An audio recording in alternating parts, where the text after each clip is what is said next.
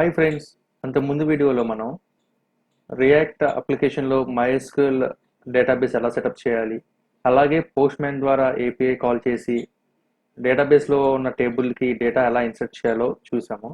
ఇప్పుడు react application నుంచి data ఎలా సేవ్ చేయాలో చూద్దాం. నేను ఇక్కడ ఒక రిజిస్టర్ ఫామ్ని క్రియేట్ చేశాను, user name, email and password ఫీల్డ్స్తో. సో అప్లికేషన్లో చూసినట్లయితే నేను ఇక్కడ ఒక 3 ఫీల్డ్స్ అనమాట ఫామ్ క్రియేట్ చేశాను, user name, email, password. So ఒక ఆన్ సబ్మిట్ ఈవెంట్ హ్యాండ్లర్ ఇచ్చాను. సో ఎప్పుడైతే డేటా ఇన్సర్ట్ చేసి సబ్మిట్ అని క్లిక్ చేస్తామో మనకి ఈ హ్యాండిల్ సబ్మిట్ అనే ఫంక్షన్ కాల్ అవుతుంది. ఇక్కడ మనం ఈ డేటా తీసుకుంటాం అనమాట. ఏదైతే ఫ్రంట్ ఎండ్ యూజర్ ఇస్తాడో ఆ డేటాని ఇక్కడ క్యాప్చర్ చేసుకుంటాం, యూజర్ నేమ్, ఈమెయిల్, పాస్వర్డ్. ఇక్కడ మనం యాక్షన్ కాల్ చేస్తున్నాము, దిస్ ప్రాప్స్ క్రియేట్ యూజర్ అని చెప్పని. సో ఇక్కడ డౌన్లో మనకి మ్యాప్ డిస్పాచ్ టు ప్రాప్స్ రాసాం కదా. సో ఇక్కడ నుంచి మనం యాక్షన్ డిస్పాచ్ అవుతుంది, యాడ్ యూజర్. పేలోడ్లో మనం ఏదైతే డేటా ఇచ్చామో ఆ డేటాని మనం పేలోడ్లో పంపిస్తున్నాం. పంపించిన తర్వాత డేటా అనేది మనకి యూజర్ సెగా ఫైల్లోకి వస్తుంది. సో ఇక్కడ నేను లాగ్ చేస్తున్నాను డేటా మనకి ఏదైతే రిక్వెస్ట్ వచ్చిందో. ఇక్కడ మనం ఏపీఐ కాల్ని చేయాలన్నమాట. సో దీనికోసం నేను యాక్సియోస్ అనేదాన్ని ఉపయోగిస్తున్నాను. సో ఈ యాక్సియోస్ని యూజ్ చేసుకోవాలంటే మనం కంపల్సరీగా ఇంపోర్ట్ చేసుకోవాలి. ఫస్ట్ మనం ఆ ప్యాకేజీని ఇన్స్టాల్ చేసుకోవాలి. npm install axios అనే కమాండ్ ద్వారా మనం ఈ ప్యాకేజీని ఇన్స్టాల్ చేసుకోవచ్చు. ఇన్స్టాల్ చేసుకున్న తర్వాత import axios from axios. So ఈ లైన్ మనం రాయడం వల్ల మనం యాక్సియోస్ని కాల్ చేసుకోవచ్చు. సో ఫస్ట్ ఈ డేటా వచ్చిన తర్వాత మనం ఒక కాన్స్టెంట్ని క్రియేట్ చేస్తున్నాను, యూజర్ ఇన్ఫో.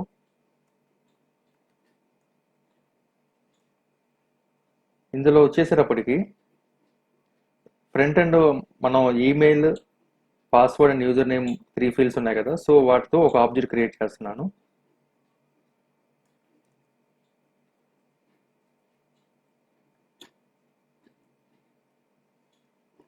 యూజర్ నేమ్, అలాగే ఈమెయిల్ వచ్చేసేటప్పటికి user info dot email. So మనకి ఈ డేటా అనేది యూజర్ ఇన్ఫో డాట్ పేలోడ్లో వస్తుంది. సో ఒకసారి డేటా అనేది ఎలా వస్తుందో చూద్దాము.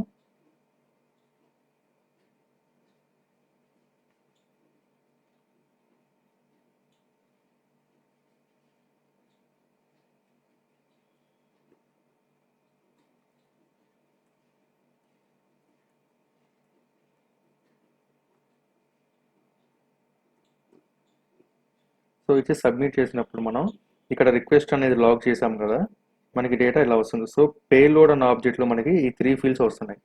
సో అందుకని చెప్పండి మనం user info dot payload dot user name, అలాగే ఇక్కడ కూడా user info dot payload dot email, password, info dot payload dot password ఇచ్చిన తర్వాత మనం యాక్సియోస్ని కాల్ చేసుకోవాలి. సో దీనికోసం ముందు ఒక ఫంక్షన్ రాస్తున్నాను నేను, ఫంక్షన్ యాక్సియోస్ కాల్.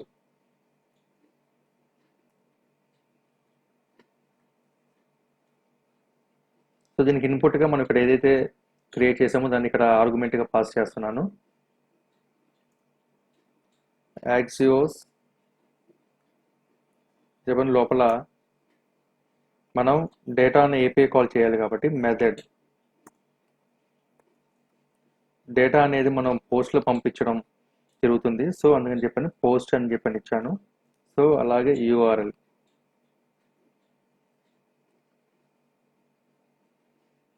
సో మన సర్వర్ ఫైల్ చూసుకున్నట్లయితే కనుక ఇక్కడ సర్వీసెస్లో, యూజర్ సర్వీసెస్లో API/యాడ్ యూజర్ అని చెప్పని ఇచ్చాం కాబట్టి సో దాన్ని మనం ఇక్కడ ఉపయోగించాలి, యాడ్ యూజర్.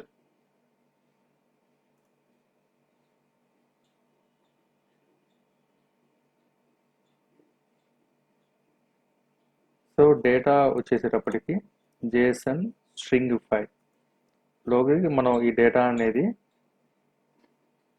ఆర్గ్యుమెంట్గా మనం ఏదైతే ఫస్ట్ వస్తుందో దాన్ని మనం పంపించాలి. ఇక్కడ user info headers, content type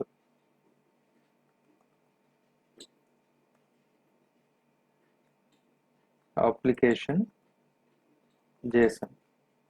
Axios అనేది ప్రామిస్ మెథడ్ కాబట్టి సో దెన్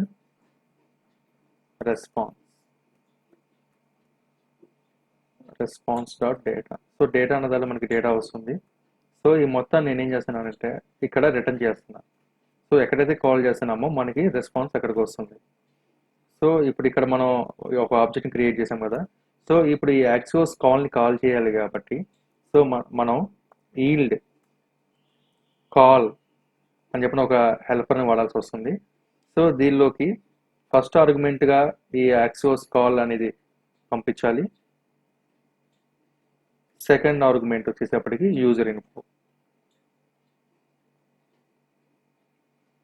సో మనం ఇక్కడ డేటా రిటర్న్ చేస్తున్నాం కదా రెస్పాన్స్ని. సో అది క్యాచ్ చేయడం కోసం మనం కాన్స్టెంట్ రెస్పాన్స్ ఈక్వల్ టు అని చెప్పని ఇలా క్రియేట్ చేశాను.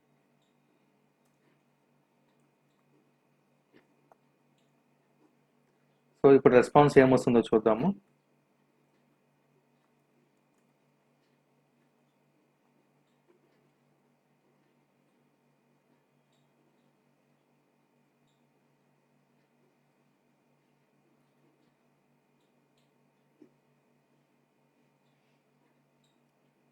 సో ఫ్రంట్ ఎండ్ ఇక్కడ చూసాము కనుక మనకి ఎర్రర్ వచ్చింది, duplicate declaration of user info అని.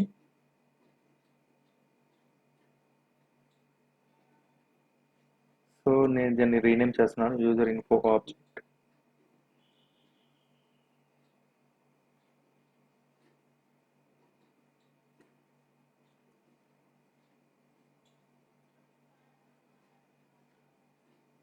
సో ఇప్పుడు నేను ఇక్కడ డేటా అనేది user name Rahul,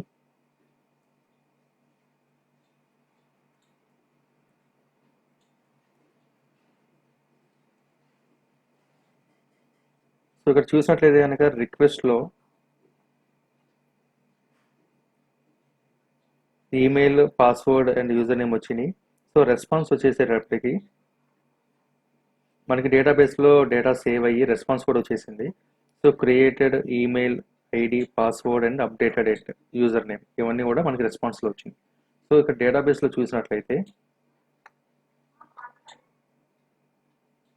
rahul@gmail.com password ఈ మూడు కూడా డేటాబేస్లో ఇన్సర్ట్ అయిపోయినాయి. సో ఇప్పుడు వచ్చిన రెస్పాన్స్ని మనం హ్యాండిల్ చేయాలి కాబట్టి if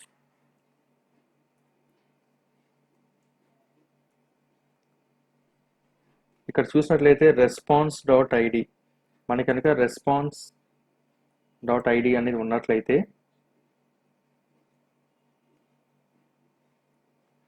message equal to user added successfully అని చెప్పి కాల్ చేస్తున్నాను. ఒకవేళ సో డేటా అనేది ఫెయిల్ అయినట్లయితే కనుక మెసేజ్ ఈక్వల్ టు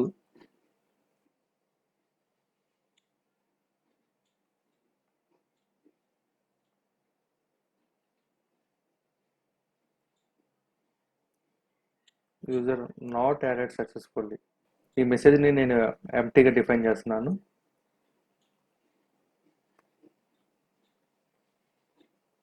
సో ఈ మెసేజ్ని నేను ఇక్కడ పేలూరులో సెట్ చేస్తున్నాను అనమాట.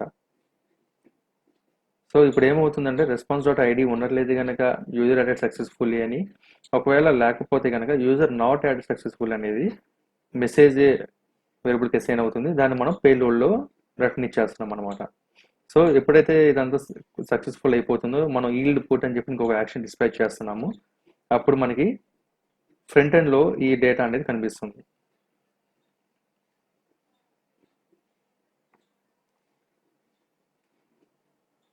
సో నేను ఇప్పుడు ఇంకోసారి ఇంకొక కొత్త యూజర్ని ఇస్తున్నాను.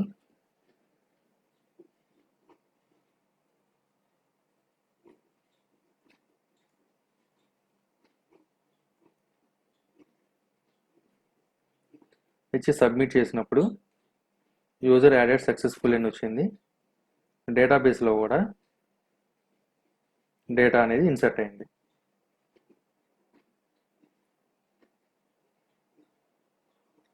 ఈ విధంగా యాక్సెస్ని ఉపయోగించుకొని మనం ఏపీఐ కాల్స్ చేసుకోవచ్చు. ఇక్కడ మీరు కావాలి అని అంటే ఈ యూఆర్ఎల్ దగ్గర థర్డ్ పార్టీ ఏపీఐ కాల్స్, అలాగే మెథడ్లో అది గెట్టా మెథడా అన్న దాన్ని బట్టి మనం ఏదైతే ఉపయోగించుకోవాలో అది ఉపయోగించుకొని థర్డ్ పార్టీ ఏపీఐ కాల్స్ కూడా చేసుకోవచ్చు. అలాగే డేటాబేస్కి మనం ఇక్కడ సీక్వెలైజ్ అని చెప్పని ఒక npm ప్యాకేజ్ ఇన్స్టాల్ చేసుకున్నాం కదా. సో దీన్ని ఫర్దర్గా అదర్ డాక్యుమెంటేషన్ కావాలి అని అంటే sequelize.org అన్న వెబ్సైట్ని కనుక మీరు చూసినట్లయితే అక్కడ డీటెయిల్గా ఇన్ఫర్మేషన్ ఉంటుంది. సో మీరు కనుక వేరే మోడల్స్ క్రియేట్ చేసుకుని దానికి కనుక అదర్ డేటా టైప్స్ కావాలి అనుకున్నా, కొంచెం డీటెయిల్ ఇన్ఫర్మేషన్ కావాలంటే కనుక మీరు ఆ వెబ్సైట్ని ఫాలో అవ్వచ్చు. Thank you for watching this video.